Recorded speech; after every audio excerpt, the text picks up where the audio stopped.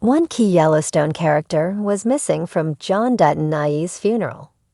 John Dutton's Yellowstone funeral didn't include one forgotten character.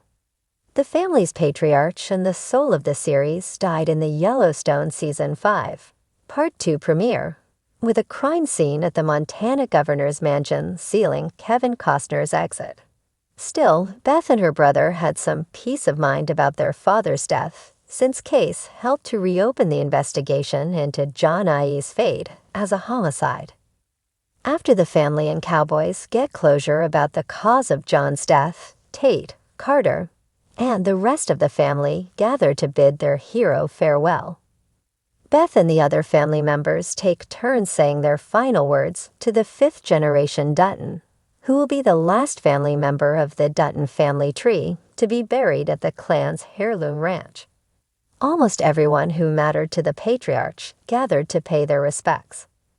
That said, John's funeral was missing a key figure. Despite being significantly impacted by his death, cowboy Jimmy Herdstrom didn't attend John Dutton's funeral in the Yellowstone finale.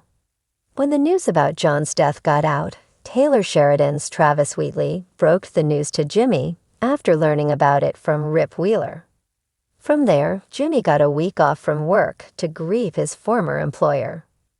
We see Jimmy processing how he wants to handle John IE's death, remarking he'd prefer to get back on his horse and work than take time off during the week to grieve. That said, Yellowstone didn't follow the development by featuring Jimmy at John's funeral, despite already being in Montana.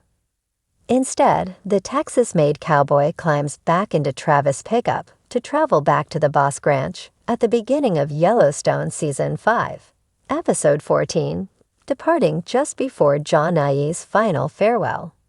While it makes sense that Jimmy has work to do back in Texas, showing the cowboy at John's funeral was more than justified. John IE was a crucial figure in Jimmy's life, bringing him to work at the Yellowstone Dutton Ranch as a favor to his grandpa. Yellowstone viewers see the fan-favorite character story develop over 4 seasons in Montana until Jimmy leaves for Texas in Yellowstone Season 4, where he becomes a proper cowboy and decides to stay after making his life down south.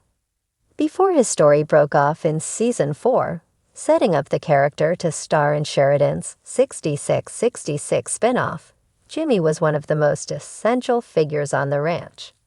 Jimmy starts the series as an outsider, which viewers can relate to, so it's all the more appropriate to show him grieving the loss of the series' main star after all these years.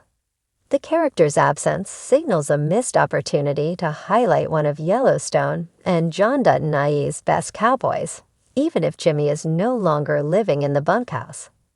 The air was thick with a scent of sagebrush and pine, a crisp Montana breeze whispering through the valley as mourners gathered at the Yellowstone Ranch. The towering mountains stood silent, their jagged peaks an eternal witness to the sorrow below.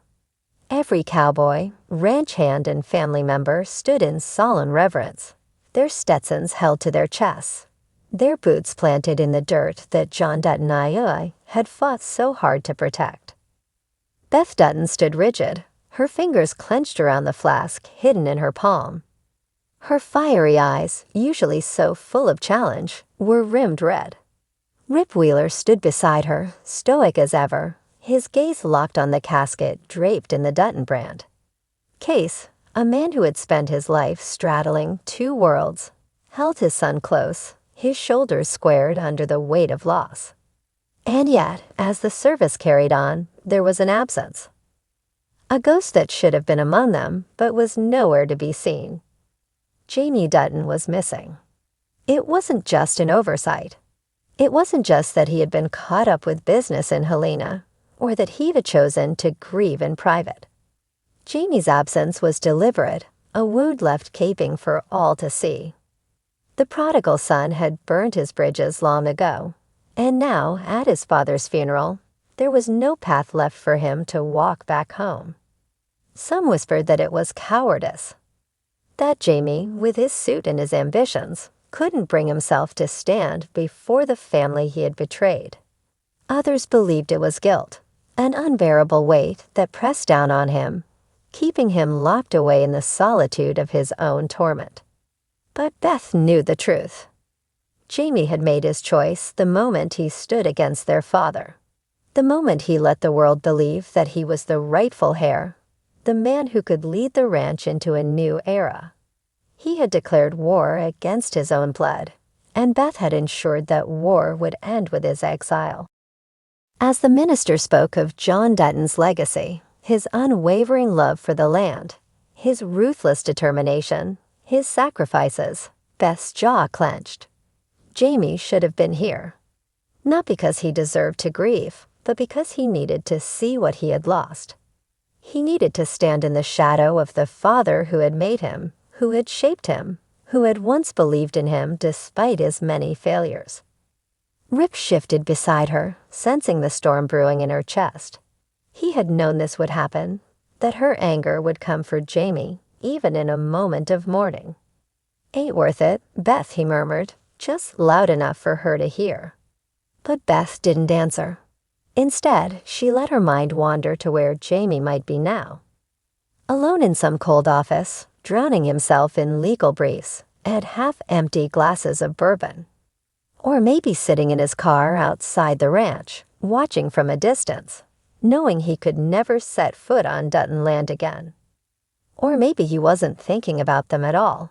Maybe he was already moving on, telling himself that this was for the best. The thought made Beth's blood boil. As the funeral ended and the casket was lowered into the ground, Beth finally let herself glance at the horizon. Just for a second, she thought she saw something. A dark car parked far away, a figure standing outside of it, motionless. But when she blinked, it was gone. Jamie Dutton had missed his father's funeral. Or maybe, in his own way, he hadn't. The sun hung low over the Montana landscape, casting a golden glow on the sprawling ranch that had been the backdrop for generations of Duttons. The air was thick with a scent of pine and earth, the kind of smell that made you feel the weight of history. The mourners had gathered at the family's private cemetery, a place that had witnessed the passing of fathers, brothers, and sons, all tied to the land in ways that were as unspoken as they were sacred. But today, there was something amiss. The wind carried whispers of a name that, for all the pomp and ceremony, wasn't there: Beth Dutton.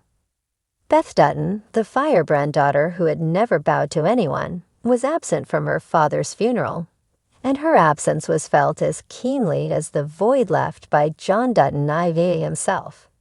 The attendees, most of them relatives or loyal ranch hands, exchanged glances, their expressions a mixture of confusion, concern, and disbelief.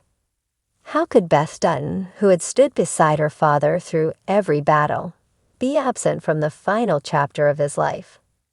Rip Wheeler, standing at the edge of the crowd, his hands buried deep in the pockets of his leather jacket, was the first to feel the weight of her absence. His thoughts were scattered, caught between the loss of his mentor and the woman he loved. Beth was always larger than life. Her sarcasm, her rage, and her fierce loyalty had been the things that had defined not only the Dutton legacy, but also Rip's place in it.